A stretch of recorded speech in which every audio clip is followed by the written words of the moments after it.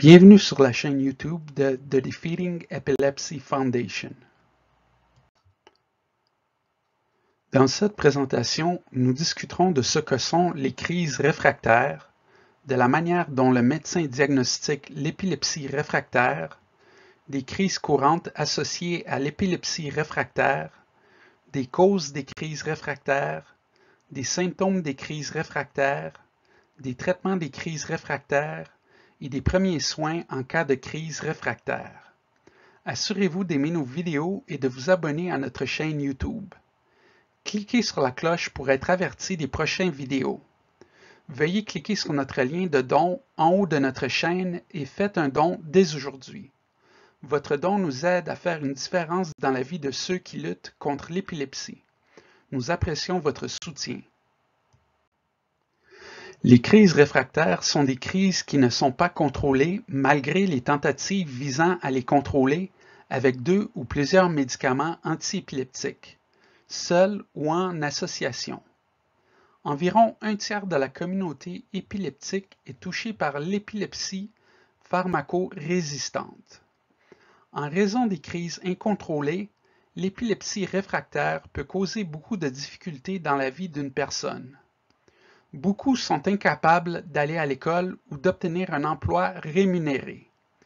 Ils courent un risque plus élevé de blessures, de problèmes psychologiques et de MSIE. Lors du diagnostic d'épilepsie réfractaire, un médecin prescrira un EEG pour mesurer l'activité cérébrale afin de voir si quelque chose d'anormal se produit. Une IRM ou une tomodensitométrie peut être prescrite pour voir où se déroule l'activité épileptique. Un neurologue peut essayer divers médicaments ou combinaisons avant de poser un diagnostic d'épilepsie réfractaire. 2 types courants de crises associées à l'épilepsie réfractaire sont les crises primaires généralisées et partielles. Les crises primaires généralisées, également appelées de tonico-cloniques, commencent des 2 côtés du cerveau, entraînant une perte de conscience de la personne.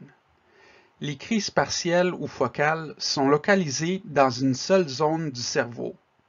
La personne peut ressentir une aura suite à la crise.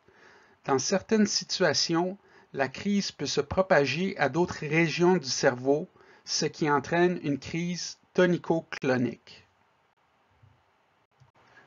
Une personne peut développer une épilepsie réfractaire à la suite d'un traumatisme crânien, d'une infection, d'une tumeur cérébrale ou d'une forte fièvre. Dans de nombreux cas, la cause de l'épilepsie n'est pas connue. On ne sait pas non plus pourquoi. Dans certains cas, les médicaments antiépileptiques ne peuvent pas contrôler l'activité épileptique. Les symptômes courants des crises réfractaires sont convulsions, perte de conscience, perte de contrôle des intestins ou de la vessie, regard dans le vide, chute et rigidité musculaire. Les médecins utiliseront des médicaments antiépileptiques comme première ressource pour tenter de contrôler l'activité épileptique. Les médicaments couramment utilisés sont la gabapentine, la lamotrigine, le lévétiracétam, l'oxcarbazépine, la thiagabine, le topiramate et le zonisamide.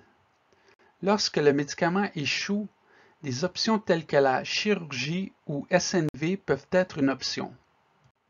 Si une personne souffrant d'épilepsie réfractaire a une crise tonico-clonique, amenez-la au sol.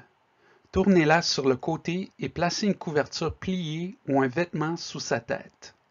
Commencez à chronométrer la crise. Assurez-vous qu'il n'y a aucun objet dans la zone qui pourrait lui causer des blessures. Retirez toute lunette ou s'il y a une attache, desserrez-la pour permettre à la personne de mieux respirer.